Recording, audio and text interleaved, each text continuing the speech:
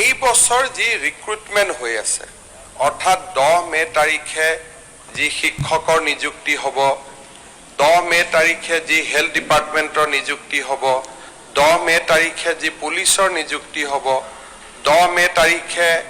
যি third grade আৰু fourth গ্ৰেডৰ নিযুক্তি হ'ব প্ৰথমবাৰৰ বাবে অসমৰ চাহ বাগিচাত বা আদিবাসী সমাজৰ বাবে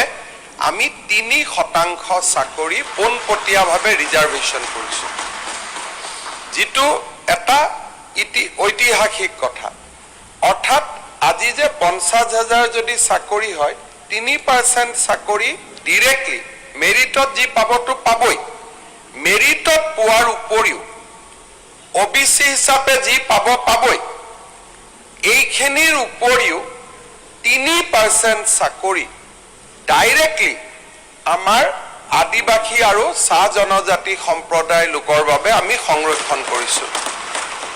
এম্পাৱাৰমেণ্টৰ ক্ষেত্ৰত ই এটা ঐতিহাসিক ঘটনা যেটো আমি আগতে কেতিয়াও চিন্তা কৰিব পৰা নাছিলোঁ ইয়াৰ পিছত আপুনি অধ্যক্ষ মহোদয় জানে যে আমাৰ ৰাজ্যত 100খন হাই স্কুল প্ৰথমবাৰৰ বাবে আমি চাহ বাগিচাত স্থাপন কৰিছোঁ অসমীয়া মাধ্যমৰ স্কুল বহুতে স্কুল বন্ধ কৰা বুলি কৈ থাকে স্কুল খোলা খবৰবিলাক যি কাৰণেতে নহয় শিৰোনামাত নাহে 100খন স্কুল আজি আমি চাহ বাগিচাত খুলিছোঁ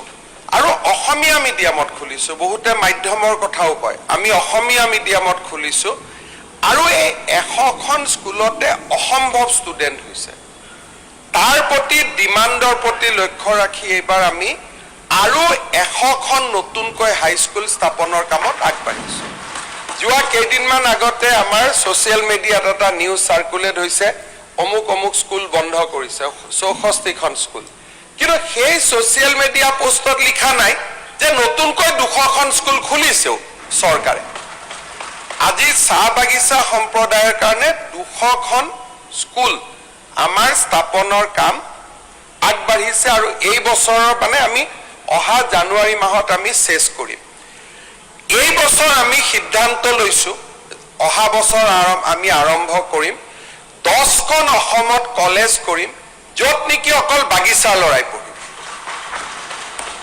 10খন নতুন অসমত আমি ডিগ্ৰী কলেজ কৰিম বাগিচা লৰাই বুলি ক'লে দাঁতি কাষৰীয়া নন টি ষ্টেট লৰাই পঢ়িব আমি একেবাৰে জাতিগত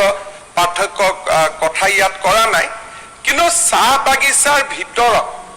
আমি 10খন নতুনকৈ কলেজ কৰিব গৈ আছো যেটো এক্সক্লুসিভলি টি গাৰ্ডেন ডমিনেটেড এৰিয়াত আৰম্ভ হ'ব এই কথাবিলাক আগতে কোনেও চিন্তা কৰা নাছিল যোৱাবাৰ সদনত আলোচনা হৈছিল যে চাহ বাগিচাৰ শ্ৰমিকে ইলেক্ট্ৰিচিটি ডিউজ দিব পৰা নাই আমি 150